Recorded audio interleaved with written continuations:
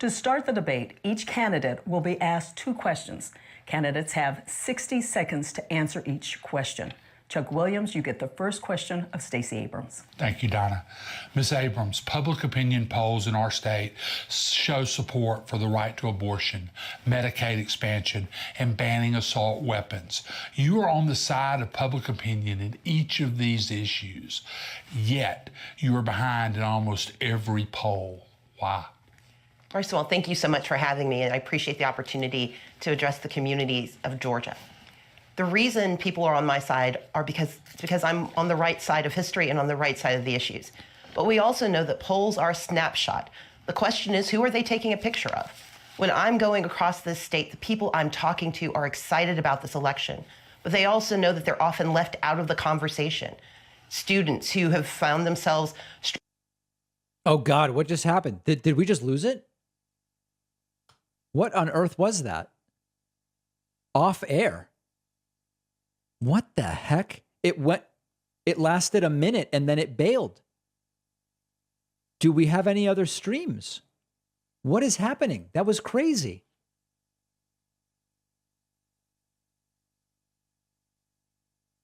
What the heck? Off air.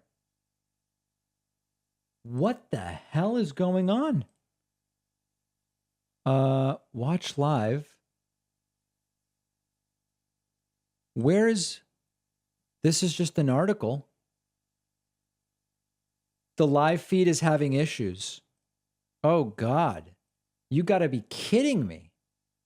GBP live. Oh, it's everywhere. Oh, okay. So it's not just, okay. Everybody's having the issue. Okay. Let's see.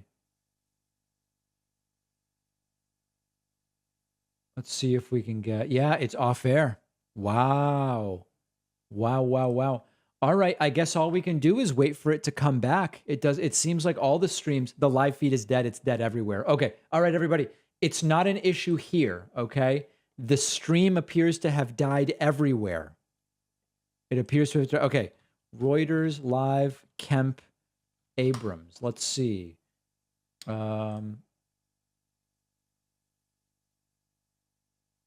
No, that says off air as well. There's YouTube. Still off air. Okay, hold on. Here we go. I got us, guys. Oh boy, look at this save. Your question for Shane Hazel.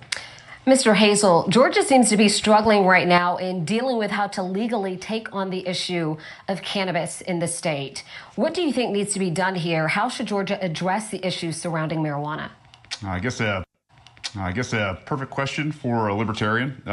We believe that cannabis is a plant that grows from earth naturally, and the hubris that the federal government has shown in making a Schedule I drug while also holding patents on it is one of those things where we find it somewhat laughable. And it is. It is a right of people. It is medicine. It is something that we can add to our industry here in Georgia and really displace a lot of what comes in from outside of Georgia. This is a huge win for Georgia. We have a great agricultural sector. We can grow 2 bumper crops of cannabis every year. The idea that it is still illegal and that Brian Kemp has talked about this and tweeted about it as it is a good thing when we make cannabis bust and cannabis bust only is a real sign that the government in Georgia is using it for the prison industrial complex, for the law enforcement complex to go after communities that would like to see freedom in this area. So it's a right. That's how we see it as libertarians. Right. Thank you very much. You have a rebuttal? Yeah, I would just like to make sure people at home know that I have been doing exactly what I told them I would do when I was campaigning for governor, and now that I am your governor. We have been going after street gangs and drug cartels. So the things that we're tweeting out there is when our great men and women in law enforcement are making drug busts, not from recreational users and other things. But that's what my focus is on. All right. Thank you. Isn't this guy horrible? Greg, please ask a question of Stacey Abrams. Yeah, Ms. Abrams, in 2018, you didn't concede defeat to Governor Kemp, and you talked to systemic problems with the state's election system. This election, do you commit to accept the outcome of the vote, regardless of what it shows? And do you stand by your use of words like rigged 4 years ago to describe the state's election system? In 2018, I began my speech on November 16th acknowledging that Governor Kemp had won the election.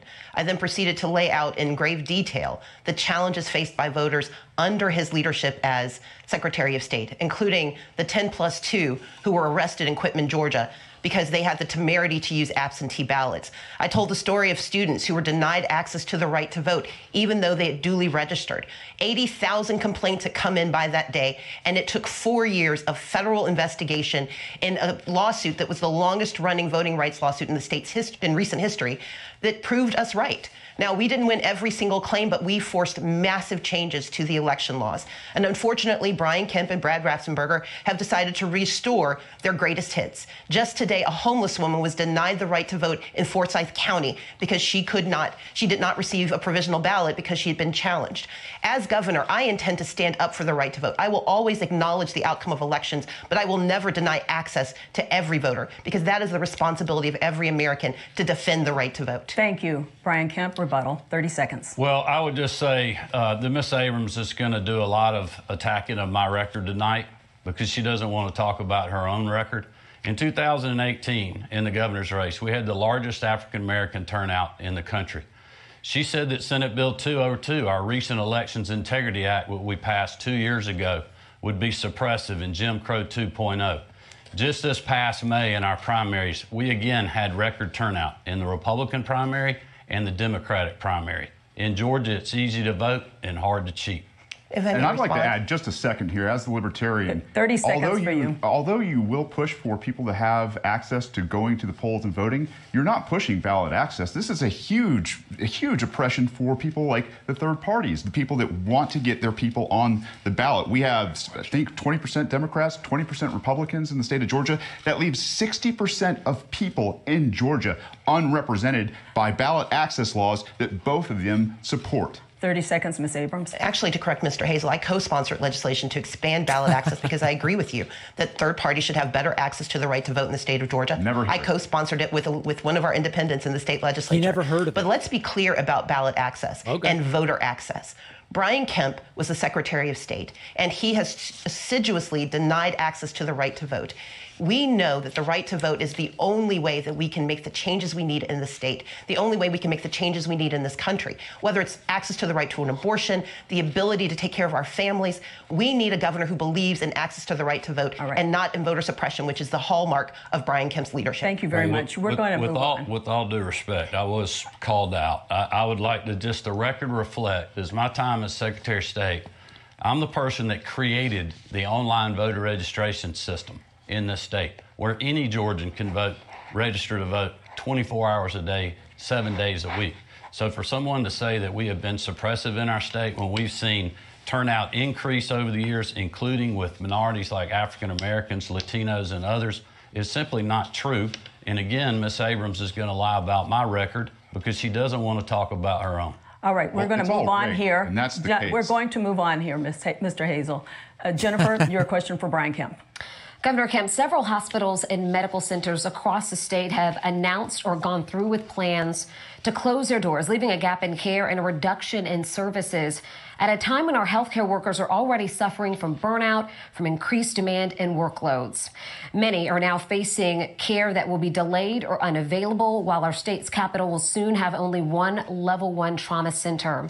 What will you do to ensure Georgians have access to critical healthcare services and hospitals? Nothing. Well, I would just remind voters at home, there's also hospitals being built across this state and new options for people for health care.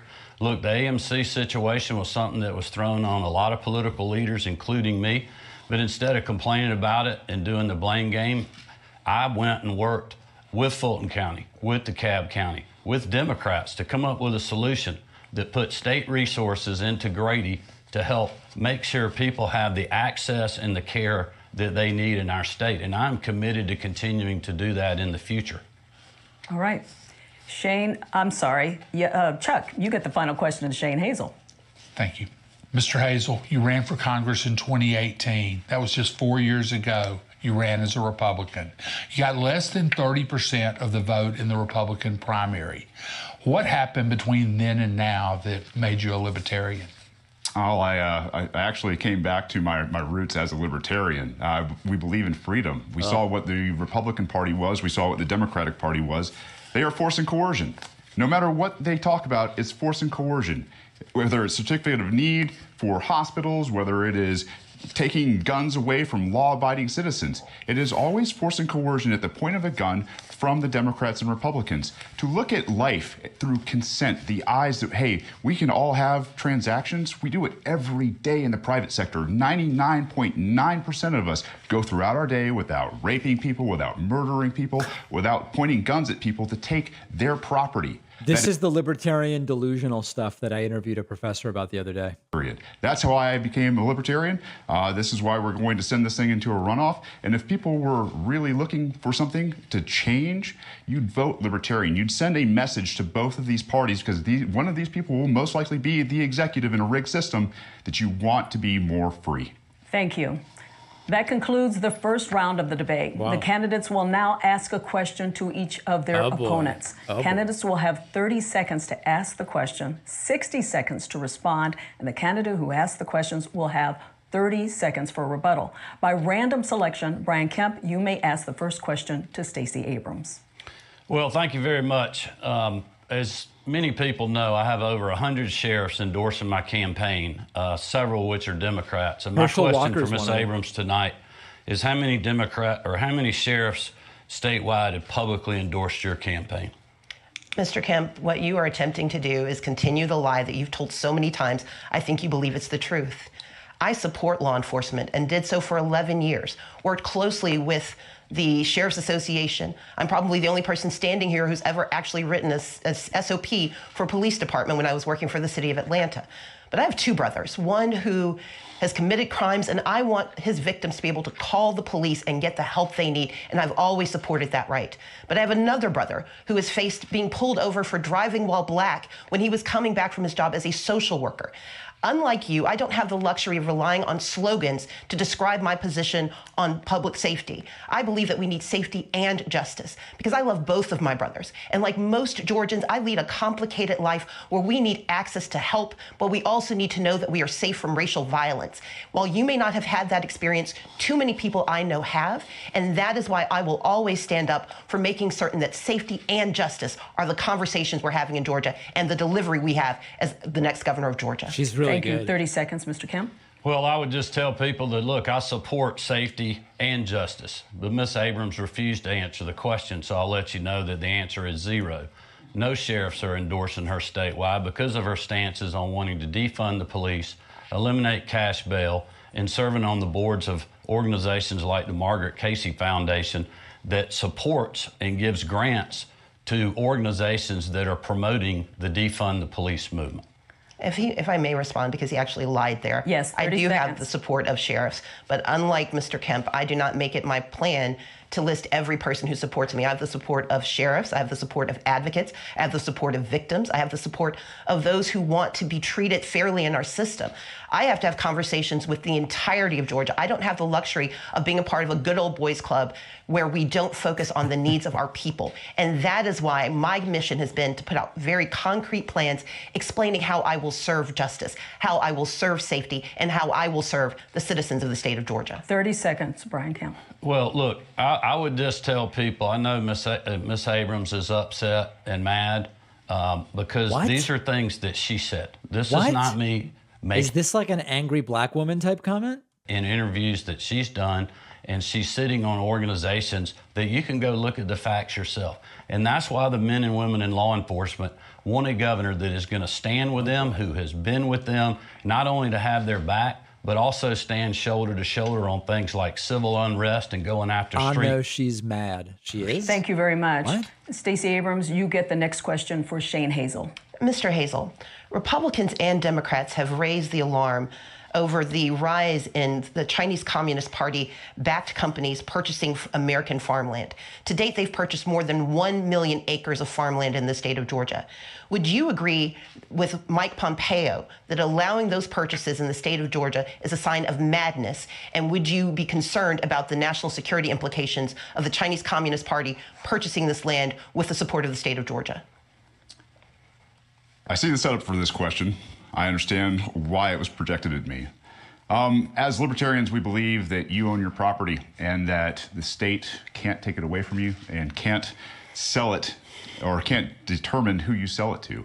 The CCP, obviously, which is going through its own internal unrest right now, I believe is probably purchasing this with things like central bank digital dollars and yuan, which are also coming down to a critical nature where people are in uprising. He's like, I know why you asked me this question. And she's like, I do too, based on the first 30 seconds of your answer. Accepting fiat, CCP, yuan in Georgia as a actual currency. It's about as good as the U.S. currency, the fiat currency that we're about to have hoisted on us in terms of a CBDC. I'm not going to tell you or anybody else as governor how or who to sell your property to. And I imagine that in the end, the free market will work itself out. Thank you. Stacey Abrams, 30 seconds. The state of Georgia is watching our farmland be purchased by the Chinese Communist Party. And while that is not normally a conversation that we have, it is something that we should be concerned about. Agriculture is our #1 industry, and Georgia has 13 military installations. The fact that the state of Georgia is working with the Chinese Communist Party, using one of their technologies that both Donald Trump and Joe Biden have warned is very much a national security threat, should be of great concern to every Georgian.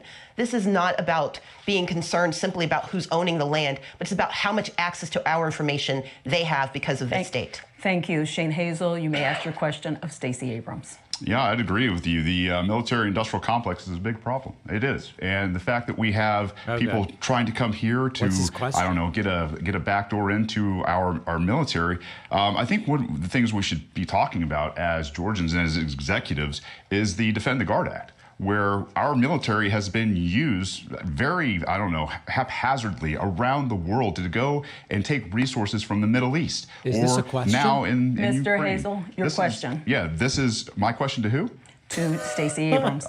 Oh, we've already switched gears. Yes. My question to you, I'm sorry. It's okay. I have hearing problems, guys. My question to you is, I mentioned CBDCs. As the executive of Georgia, when we come into a CBDC from the Federal Reserve, will you, as the executive, accept this CCCP-style currency? I believe that the conversation about currency is a complicated one. And part of the challenge we have is how this currency is transmitted, the very real security threats with digital currency, the hacking and mining of that digital currency should concern all Georgians. As the governor of Georgia, I will work very closely with the Federal Reserve, but also with the innovators and the entrepreneurs who do see an opportunity. But before we take a step forward that could put us at risk, our responsibility is to understand the complexity of what is happening with these transactions. And as exciting as it is, we also know it's deeply problematic when we do not have the adequate safeguards in place. That's one of the reasons I've raised concerns about WeChat and about the purchase of farmland. But what we know overall is that we need a governor who's conversant in these issues, who understands that, for example, in the state of Georgia, we have access to $3.5 billion in American currency that could be delivered tomorrow to save our hospitals and to save our lives. But our current governor has refused to accept those dollars. My intention is to do what's best for the state of Georgia every single day. Thank you. Shane Hazel, you get She's really knowledgeable about so many issues. Got us into the mess that we are in right now because of a centralized fiat currency. It will be absolutely worthless. God. They will be dangling carrots in front of the governor, in front of the executives, in front of the legislature to do exactly what their mandates are. If they are mandating that they take the property of people, then they will do it. If they want to invade your homes, your privacy, your businesses, they will do it because of CBDCs. All right. Stacey Abrams, please ask your question to Brian Kemp. Absolutely. Mr. Kemp, under your leadership, there is currently a 100-year gap between minority-owned businesses and majority-owned businesses. Although minorities comprise 48% of the population, they only generate 12.2% of the business revenue in the state. And under every analysis that we have seen, it will take 100 years to close that gap, given the current process that you have in place. You served 4 years in the Senate, 8 years as Secretary of State in charge of businesses. You served 4 years as governor. What are your concrete, specific, targeted plans to decrease and address the racial equity gap currently facing contracting and purchasing for minority-owned businesses? Governor Kemp? Well, I would remind Georgians that the first part of my plan was keeping our state open for business and allowing all business people and working Georgians to work when Stacey Abrams was criticizing me for doing that. Also pushing to get our kids back in the classroom when, again, Stacey Abrams was criticizing me for doing that. A lot of Georgians, including African Americans and other minorities, cannot go to work if their kids are not in the classroom. We have the lowest unemployment rate in the country for African Americans. We also were named we're in the top 10 of the states for black entrepreneurship in the state of Georgia. So our economy is incredible, and we will continue to work with all of those entrepreneurs in the days ahead and working class Georgians, because we are the ones that have been fighting for you when Miss Abrams was not. So what we were will he giving do? tax refunds. We were doing tax cuts. We were suspending the gas tax to help you deal with 40-year high inflation when she was criticizing us. Stacey Abrams, 30-second rebuttal. I would point out that Mr. Kemp did not address the needs of purchasing and contracts for black and brown-owned businesses, which is what he has refused to do for the last 16 years. We know that $10.9 billion has been delivered to the state of Georgia through two recent acts at the congressional level. And Brian Kemp does not have a plan for making certain that people of color have access to those contracts, access to purchasing. It was only in July of this year that he finally acknowledged that there might be a problem. He has said that we need to study it. I would tell him, just cheat off of my paper. I know the answer. We need a governor who actually believes in equity, racial equity, economic equity in the state of Georgia, and I will deliver. Thank you. Shane Hazel, please ask your question to Brian Kemp. Brian, in 2020, on April 2nd, you locked down Georgia, threatening peaceful people with force and coercion. You called people in Georgia non-essential, and it killed millions of jobs. You bent the knee to big pharma and pushed a vaccine that was untested on people, and it has killed people. They have lost their loved ones. You've allowed bureaucracy to invade our businesses, and then you had the audacity to brag about record tax revenue. You want to say sorry to anybody? So is that a question, or? That is a question. Do you want to say sorry to anybody? Well, look, I'll be glad to talk about my record, because obviously Mr. Hazel is gravely mistaken. If you look at the executive orders that I signed, we said every business in Georgia was essential. There was a few that we asked to help us stop the spread, flatten the curve, build PPE supplies and hospital bed capacities, because unlike him, I was getting the calls from hospitals saying, hey, we are out of surgical gowns. We're out of masks. We need ventilators. And we were literally working 24/7 to supply those items while also keeping our economy open in this state. And as you know, I was the first state to open the small parts that we asked to close, and our recovery's been as good as any state in the country. We have had 2 record years of economic development because of our business environment, working with the General Assembly to make sure that we're putting Georgians first and Georgia businesses and Georgia. His last thing was how great he did by keeping everything open, and now he's like, I mean, it's crazy. Mr. Hazel? You should have put Georgia freedom first, period. You didn't have the power to lock down businesses, and you signed the executive order on April 2nd. It was clear as day. I sat there and watched you do it, and I was like, there is no coming back from this.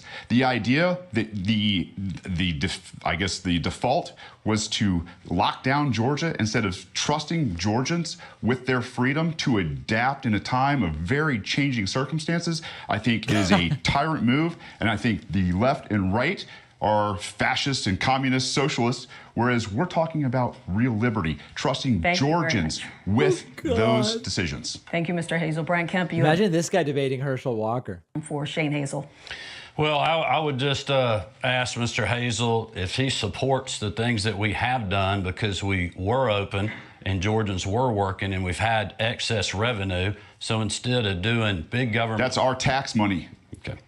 Yeah, no, I don't support it, because here's the thing is, when we get to that point, when we talk about what you're doing... ask my Finish your question. Please go ahead. I would just say, do you support the tax cuts we've done, returning $1 billion of taxpayer money and suspending the gas tax for Georgians to help fight through 40-year high inflation and bad domestic energy policy?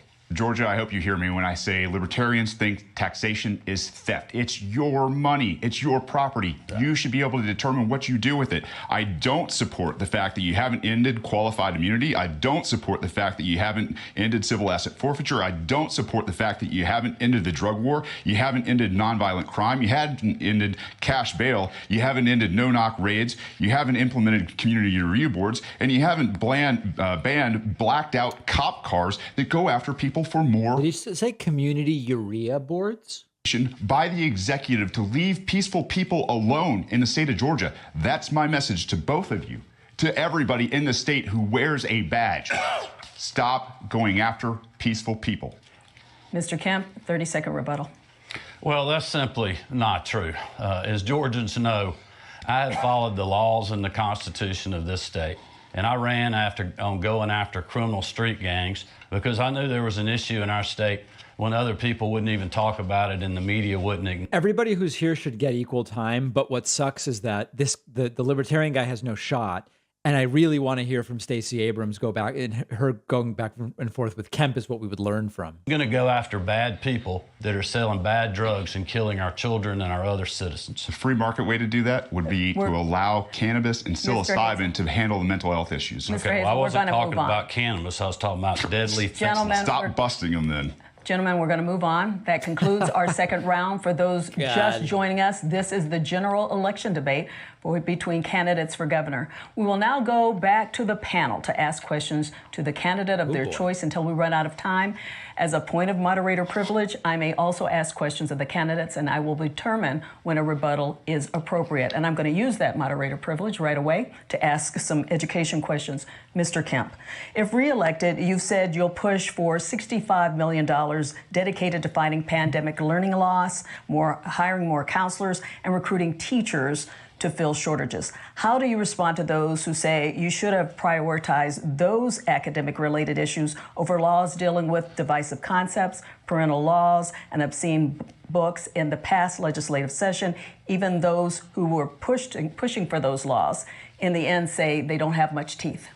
Well, look, we have been pushing for those things. You can talk to school superintendents around the state. We have worked with them really over the last year and a half, 2 years on learning loss. We've been working with our superintendents and other education groups. We've passed 2 different pieces of legislation dealing with the teacher pipeline, which is getting more teachers into the system. Our plan is working with higher education, including our HBCUs and others, to make sure we're getting more of the right people and more of them in the classroom to help mentor our children.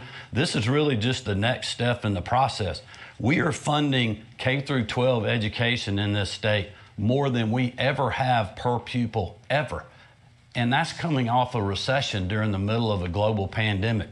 This includes my promised teacher pay raise of $5,000 that we completed in my first full term, despite having to deal with 2 years of a global pandemic and a recession. So I think it's incredible what we've been doing, but make no mistake, we have more work to do, and I'm committed to doing that. Thank you. Shane Hazel, would you tell us your education plan? Yeah, it's to put it in the hands of the private sector. The government education system that came from Prussia in the 1700s has obviously failed Americans. We don't understand economics. We don't understand our civil culture. We don't understand. This guy's a parody of himself. Goes on behind the scenes in politics. The idea that we want to privatize everything as libertarians is good for education. Think about Walmart having a monopoly on force to teach your children. It's insane. The idea that we do this with a government has side effects. We see them on it. How is it a monopoly when private schools, charter schools, and homeschooling exist? Our parents to seek out the best education for their kids. And we also believe that they have the responsibility to do so. So to help fix this nation, start here in Georgia, is get the government and the admin out of the classroom and get it out of our lives. Thank you. Ms. Abrams, in education, you propose a boost in teachers' pay, more state-paid preschool slots for lower-income children and their families, and more. If you win the governor's race, you'll likely have Republican majorities in both chambers. Given what we know about partisan divisions, how will you get your education proposals passed and funded? So let's begin with what my proposals are. Georgia is sitting on a $6.6 billion surplus. That's money that we have after we've paid every bill, after we've put 15% aside for a rainy day fund. That is money that after we've accounted for increases in population. And I want to invest it in our children and in our families, beginning with making certain that we have pre-K slots. We have 4-year-olds on a waiting list. I've never met a 4-year-old who waits to turn 5. But we can solve that problem with the money we have right now. We can also give an $11,000 pay raise to our teachers instead of a $5,000 pay raise on layaway. We can make certain that we are increasing access to the pipeline because teachers aren't in the pipeline because they can't make enough money to take care of themselves and their families. And that is why under this governor, we have a 67% retention rate. Any other CEO who lost more than 30% of their workforce would be fired. And that is why my plan is to use the resources we have today to plan for today and tomorrow. We've got the money, and we have economists in Georgia and national economists who have looked at my plan, and they say it works. Check my plan out at StaceyAbrams.com. Check my math. It works. Thank you. 30 seconds. Yeah, I'd just like to let people know that, look, my plan is to use the revenue that we have because we've been open. If Stacey Abrams had been your governor over the last 4 years, you wouldn't have that excess revenue because she wanted the state to stay locked down and criticize me when I opened it back up. We have, in fact, been using this revenue and will do so in the future to do another income tax refund and put the money back in your pocket. We're also going to do a property tax relief grant one time that helps you with rising property values and rising property taxes that the counties are not rolling back. Thank you very much. If I may respond, because 30 seconds. This is going to go back and forth between the Democrats and the Republicans. If they keep attacking each other, I'm going to say we've got to move on. Ms. Abrams, 30 seconds. For Mr. Hazel, we've got to move on. We're not going to be excluded from this. I'm not excluding you, but he did refer to her, so we are going to have her speak first. You're going to take money and property from people that don't even attend your schools because they don't agree with them. We want to move on. Ms. Abrams? I want to point out 3 things that were inaccurate. One, I urged caution because any leader should privilege the lives of those they serve. 38,000 people died in Georgia. We have one county where 1 in every 100 Hancock County. Very libertarian. Whoever talks louder and steamrolls everyone gets to speak. But I also urge good math. We have the money in our accounts to do what is right. Money not delivered by Brian Kemp, money delivered by federal Democrats, and money that is delivered by hardworking Georgians who have generated the surplus, and they deserve investments in their lives. And the income taxes that we keep hearing about, 50,000 people are getting $500 million. The rest of us are going to see $193. Thank you. That is not a good return on investment. Jane Hazel, 30 seconds, please. It's stolen money. All of it's stolen money from people who have property. The fact that we have property tax in America has got to be one of the most un-American things I've ever heard of. There are a lot of us at homeschool because we don't believe in the government school. He's a homeschooling, anti-vax, taxes, or slavery libertarian. Get the hell out of here, dude. To pay for a broken school system that we don't agree with. That's both of you guys. Well, Don, with all due respect, Ms. Abrams called me out again. All right. About these 30 seconds, and then we really are going to move on. But the federal money that we're able to use right now and spend is because our state was open, and we didn't have to use this federal money to backfill state revenues, which has put us in an incredible position to move forward in our state. Mr. Kemp, we're one of several states that have had the same exact experience. It is disingenuous to claim and not having the conversation. We are going to move on. It's the people's money. We're going to move on, gentlemen, and Ms. Abrams. Greg Bluestein, you have the next question. Ms. Abrams, I want to go back to one of Donna's underlying questions, which is the how issue. Absolutely. You've staked out dozens of policy proposals that would have to win approval from lawmakers, including Medicaid expansion, including several of the proposals you outlined here today. But it's highly likely the legislature will remain in Republican control. How are you going to win approval of these measures when in the face of staunch Republican opposition? Well, I don't actually believe there is staunch Republican opposition. I served in the legislature for 11 years, and every day during my tenure, I worked across the aisle to get good done. They put it in my title. I was minority leader, meaning I couldn't win unless I could work with others. That is why I'm the only person I know of who got an A rating from the Georgia Chamber of Commerce and the Friend of Labor Award for the same work in the same year. The work that I do is working with people to find out how we get solutions. Medicaid expansion is a perfect example. We have 19 hospitals at risk of closure, joining the 6 hospitals that have closed under this governor. We are sending a Brinks truck of $3.5 billion of our money to Kentucky, to Louisiana, to Ohio, because this governor will not accept the money. And the resources that we need in our state will come to our state when we have leaders willing to work across the aisle to bring our money home. But it's more important than that. It's about how do we take care of our families? How do we make certain that we're addressing high housing prices? How do we tackle the issue of gun violence? How do we support our freedoms and protect our people? And we need a governor who can do the math, but also do the morality of making sure we take care of every single Georgian. Thank you, Ms. Abrams. Governor Kemp, you have 30 seconds. Well, I would just say that one way we deal with gun violence is to take the bad people that are doing the shootings and lock them up and not in cash bail like Ms. Abrams wants to do. But listen, she's also said that the silver bullet on health care is Medicaid expansion, adding 650,000 people.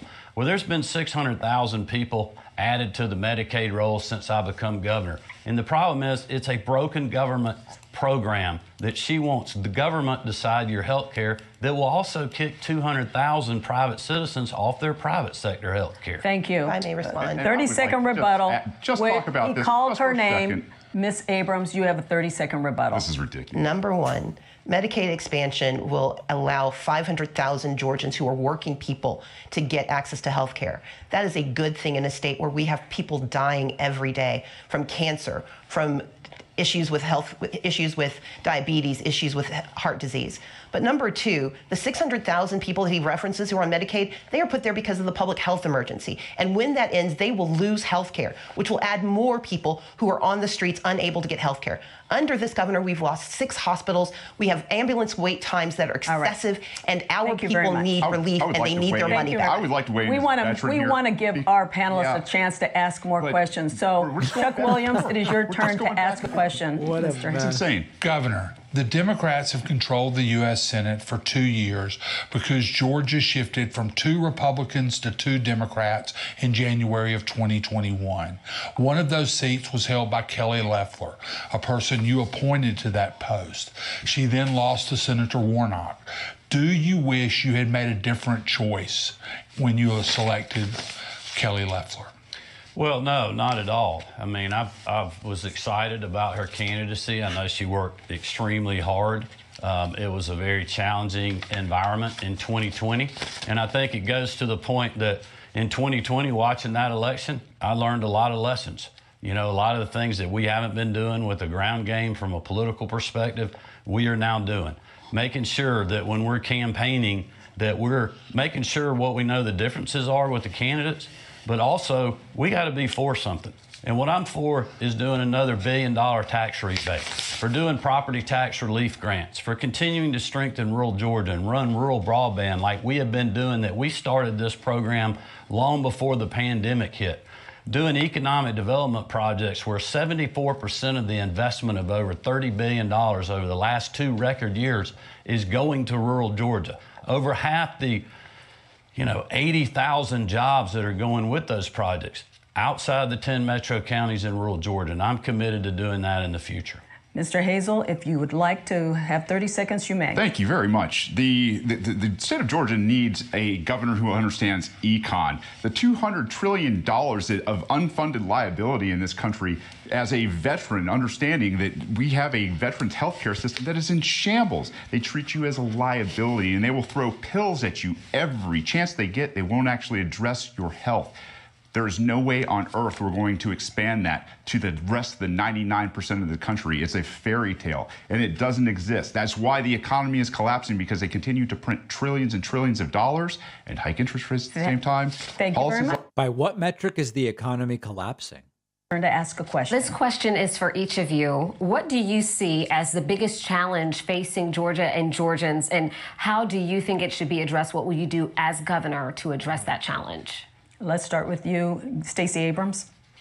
Gang crime is up. Gun violence is up. Housing prices have skyrocketed. Equity investors have purchased 30% of the homes in the state of Georgia. We have 1.4 million people without health insurance who cannot see a doctor when they need one. We live in a state of fear. And this is a governor who, for the last 4 years, has beat his chest but delivered very little for most Georgians. He has weakened gun laws and flooded our streets. He has weakened our privacy rights and women's rights. He has denied women the access to reproductive care. The most dangerous thing facing Georgia is 4 more years of Brian Kemp. We need a governor who actually understands the math and the morality. We need to understand that, yes, we have veterans, like Mr. Hazel pointed out, who can't get access to health care, in part because they're not fully covered by VA benefits and will only get health insurance if we expand Medicaid. We have seniors who are being forced out of their homes because this governor refuses to address the issue of housing crises. In fact, he told an audience that he didn't want to upset investors by giving local authorities control over housing prices, letting them address the issues. We need a governor who will do more for more Georgians. I want to give each one of them a chance to answer Jennifer's question. Shane Hazel. The biggest problem facing us is the economy. But to quote the great Rothbard, the man who puts all the guns and all of the decision-making power into the hands of a central government and then says, limit yourself, is he truly the impractical utopian? The idea that the economy isn't the biggest problem that we have in Georgia is because people don't understand economics. These guys don't understand economics from Republicans or Democrats, or else we wouldn't be in the hole that we're in terms of trillions and trillions of dollars. What we need to do is get back to basics, Austrian economics, where we get rid of this cancer that has invaded every transaction that we have through a fiat currency system, creating freedom for everybody in Georgia is the default position. Not more government, not more programs, not more policies, not more point at the barrel of the gun, force and coercion. It is freedom. All right. Brian Kemp, your answer to the question. Well, I'll first, since I didn't get a rebuttal after being called out, would just let Georgians know again that my record's being attacked because Ms. Abrams doesn't want to talk about her own record. If you look at what the state of Georgia and our First Lady, Marty Kemp, has done to raise the awareness on ending human trafficking, going after the perpetrators and supporting the victim, as well as us working with the General Assembly to give Medicaid benefits to birthing mothers up to a year after having that child and other things, shows you, our state, that we value life and that we care. But in the future, my focus is going to be what it was when I opened the debate. And that is helping you fight through 40-year high inflation and disastrous policies in Washington, D.C. I would remind you that Stacey Abrams campaigned to be Joe Biden's running mate. She supports these policies that have raised taxes on hardworking Americans and Georgians when they promised they would not. We're working with the General Assembly to help you fight through that by suspending the gas tax and giving your money back Thank you put very in your much. pocket. Thank you very much. Greg, your next question. Governor, I want to stay with you and talk about something that just came up in the last exchange a little bit. Earlier today, you rolled out a new public safety plan that offers a crackdown, promotes a crackdown on criminal offenses. What it doesn't specifically address is gun violence. Your critics say that your permissive gun policies will only lead to more crime. What do you propose you will do in a second term if you're reelected to address gun-related crimes? Nothing. Well, again, we're going after the people that are doing these gun-related crimes. I mean, and that's what we're doing, going after street gangs in this regard. You know, during the pandemic, when I was talking to people about how we were responding and what we were dealing with, I was hearing from educators and athletic directors and other people saying, Governor, we got to get our kids back in the classroom because we're losing them. We're going to lose them a decade of children because these kids that we're recruiting when they're 13, 14, 15-years old to be on the ball field or be in the band or be on the robotics team or what have you, extracurricular activity, they're being recruited by street gangs because they're not in the classroom. So those are the kind of things that we are focused on to make sure that these kids are under the right environment. And my new public safety plan is stiffening penalties for gang members that are recruiting our children. And I believe that most Georgians support that, and I'm committed to working with all law enforcement to make a dent there. Thank you. Chuck Williams. This is for Governor Kemp and Ms. Abrams. Columbus, Macon, Atlanta, and other communities have benefited from a Georgia State Patrol task force that has helped augment police coverage in those cities and some others over the last year. What can be done to make sure that local agencies that are short on officers can handle these policing duties without having to rely on the state? Ms. Abrams? Well, you Yes. actually asked Mr. Kemp. I said for both. Okay, Yeah, it's for both. Governor. Yeah, look, I'm glad to answer that question. The crime suppressing unit that I asked Colonel Wright to put together during civil unrest, when I grew tired of local elected political leaders that wouldn't let their local law enforcement go after dangerous people during civil unrest, that had no chase policies, where street racers and street gangs are terrorizing our citizens, I told Colonel Wright I wanted a plan, I wanted to know how much it's going to cost, and I want to know who we're going to work with. And that's why the State Patrol, GBI, Department of Natural Resources, game wardens, working with the Fulton County Sheriff, who's helped us with jail facilities, the Atlanta Police Department, we went and put a plan together to start going after street racers and going after violent criminals and have more boots on the ground. We've done the same thing in Columbus, we've done it in Macon, we've done it in Savannah, and we'll do it wherever we're needed. This is not our job. We're using funds from the governor's emergency fund to help pay for these dollars. And thankfully, the General Assembly supports that because we've been in the fight when others were not. Thank you. Ms. Abrams? Kind of a word salad of buzzwords. Shoot 6 Asian women going into a gun store, getting a weapon, and murdering women in less than an hour. Street gangs aren't the reason people are getting shot in grocery stores and in parking lots and at schools. Street gangs are one part of the problem, but we have a governor who has weakened gun laws across this state, flooded our streets with guns by letting dangerous people get access to those weapons.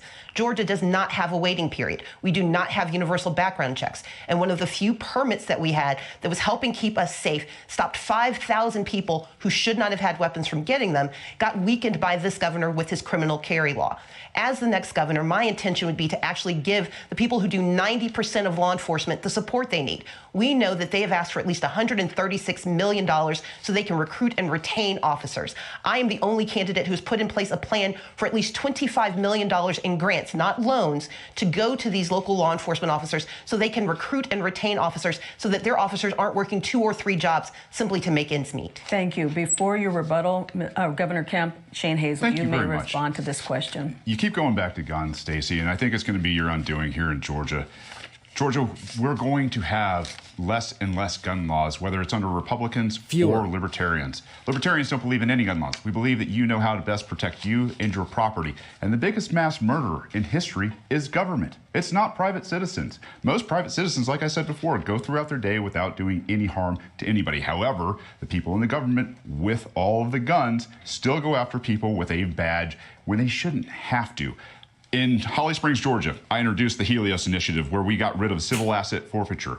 It was a one-page bill through decentralization, nullification, using the Constitution that made the officers in Holly Springs safer because they don't have to go out there and they don't have to harass people of color while driving while black. They don't have to go out there and look for drugs. Of color, like you, Miss Abrams. Because civil asset forfeiture is also the government stealing more than criminals, hardened criminals, from anybody and everybody in the state of Georgia. Thank you. Governor Kemp, 30 seconds. Well, thank you. I would just let people at home know the largest, fastest growing segment of the population that's buying handguns and firearms is African Americans and females.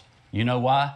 Because the criminals are the only ones that do have the guns. You have local governments that are holding up. Is he saying the criminals are all white men? Law-abiding citizens from being able to simply use their Second Amendment right to protect themselves and their property and their families. I will certainly support that. Thank you. Mr. Hazel, may I respond? Yes, 30 seconds. Let's be clear. I believe that we can protect the Second Amendment and protect second graders at the exact same time. That means that, yes, more people are buying guns, but that's because they think that's the only way to protect themselves because guns have flooded our streets. Right. These are communities that want to be safe. They don't want to have to carry weapons. I know how to shoot. My great-grandmother taught me. But I know that the person who is most responsible is the person who holds the weapon. And that is why I will quote Ronald Reagan, trust but verify. And because of the criminal carry law that Brian Kemp signed into law, there is no longer a background check. The moderators sort of like reluctantly let people speak. Did you see how the moderator was just like, okay, 30 seconds. You're gonna take the guns. That's a great really question. want to move on. Well, there is a federal background check. There's a federal background check on every individual that buys a firearm in the United States of America. Which shouldn't exist either. That is not true. Well, the point, Mr. I Kemp, that's not true. understand the point you're making, But the point is, when you buy a firearm, you get a background check. Mr. And Kemp, none of the laws changed. Mr. Kemp, if you purchase a weapon in Georgia through a gun sale or a private sale, through a gun show or a private sale, you are not subject to that. We're going to have to move on. Interrupted you tonight. I apologize. Candidates, we have to move on. I'm going to allow Jennifer to ask what's going to be the final question in this round. Oh my God. A study recently showed frustration among our nation's teachers with political interference into education, with issues like COVID-19 and critical race theory presenting additional challenges to a profession that's already dealing with low pay, falling interest, and people leaving. What would you do specifically as governor to recruit, retain, and empower educators for schools across the state of Georgia for each of you? Shall I? All right, we'll start with you, Ms. Abrams. And let me again apologize to Mr. Kemp for interrupting. This is a very important topic to me, and I apologize for my outburst. I will say that when it comes, he's too polite. And we know teachers are leaving the workforce. We have a 67% retention rate, but 70% of our teachers have said they would not recommend teaching to their colleagues. That is because of low pay, because of overregulation, because of high stress, and because they believe that they are being told to teach to a curriculum that does not reflect the values and needs of our students. When a teacher is told that you have to lie to a child, which is what happened with the divisive language, the divisive concepts legislation, teachers are not being able to teach a whole history of our students. They're not able to tell their children what they need to know. As the next governor of Georgia, I will repeal those laws, I will increase pay, and I will make certain that all of our teachers can start and continue through their time well paid and well protected and well. Will anyone use the Trump line on this issue? No teacher should ever be allowed to teach transgender. Well, I would just say this is exactly why I did the $5,000 teacher pay raise that I ran on in 2018. We've also done a Parents' Bill of Rights to have parents fully engaged with their schools to make sure that they know what's happening in their kids. Quite honestly, people are tired of their kids being indoctrinated in the classroom. Right. But we've also worked with our educators on these pieces of legislation to make sure that they make good common sense. It's a piece of it. But I would also tell you that people are tired of these issues like not having fairness in girls' sports and other things. And quite honestly, it's woken a lot of people up. So we got to continue to have good conversations like we've done with our teacher pipeline legislation, like we're doing with helping 9,000 parapros get fully certified. That's a major issue. Boys and girls sports. 5 seconds. Your question raises a lot of interesting points. A lot of these teachers, like my own wife, has left the profession of teaching to homeschool, to go to private school, teachers to like my do wife something have outside of this narrative where admin from the federal government and the state government is forcing them to teach things they don't want to teach to test. They can't stand the administration who makes six figures. It is bloated. It is absolutely gotten out of control. We need to nullify property tax. We need to let people get out of the system. We need to allow the private sector to work, because before education was put under the thumb of government here, we had some of the brightest, most well-read people in the entire world, and that's what we need to bring back. All right, thank you very much. We are running out of time, so that is all the time we have for questions. Each candidate will now have only 40 seconds for a closing statement. Oh my God. And Brian Kemp, you get the first closing statement. Well, first of all, let me thank the Atlanta Press Club for having us. When I ran for governor in 2018, I promised to put hardworking Georgians first ahead of the status quo and the politically correct. I said shortly after being sworn in, I would work hard as your governor every single day for all Georgians, whether you voted for me or not.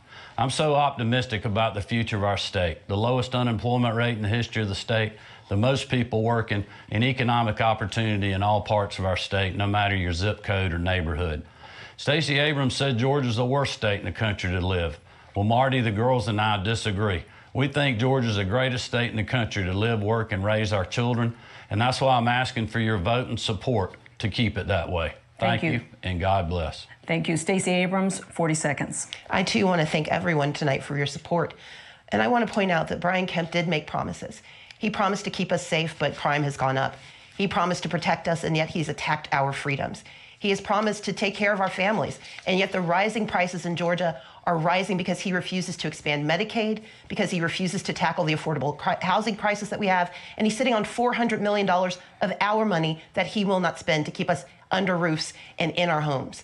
As the next governor, I want us to have more money in our pockets, more protections in our lives, more freedoms in our days, and more opportunity in our communities.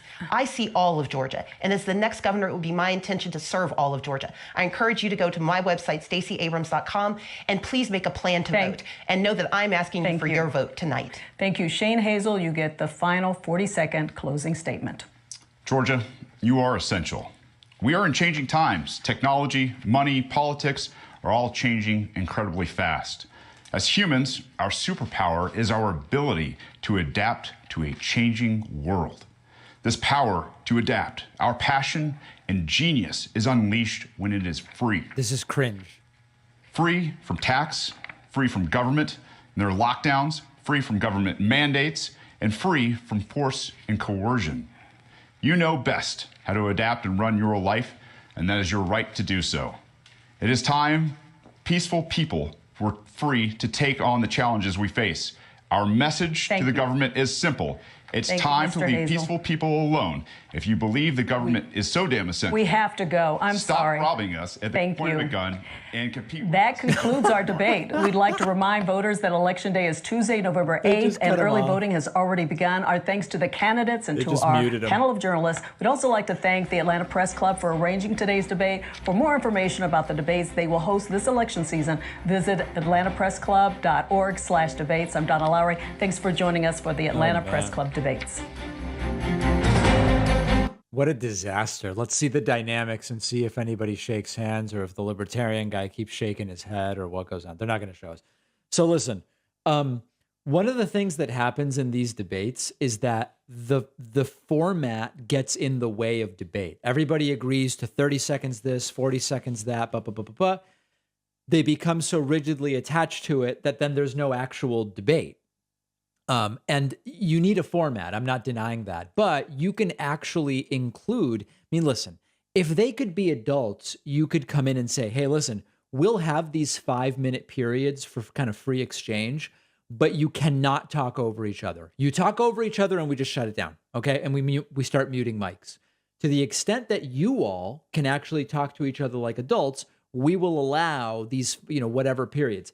Can they behave like adults? I don't really know. So that's number one. Secondly, an hour is tough, particularly with 3 candidates. You probably should have at least 75 minutes for 2 candidates. You probably need at least 90 minutes. Put a 5-minute break in the middle if you need to do that. And then there's also this issue of, on the one hand, of course, I'm for third parties and on and on and on. We're also 2 weeks before the election, and libertarian dude is cuckoo for Cocoa Puffs and has no chance and interrupts everyone, where I really want to hear Abrams and Kemp talk about issues. So, you need to figure out some way to deal with that. I don't know. Listen, bottom line, Stacey Abrams is brilliant. I think she's awesome. She's down 5 right now. In fact, we can look at the latest polling here. She's down 5. Let's see if there's been any new polls. No, still down 5 to Brian Kemp. If you live in Georgia, you've got a lot on your hands because on the one hand, you've got the Walker-Warnock race, very important, and you've also got this gubernatorial race. So we're going to be looking very, very, very strongly at all of it.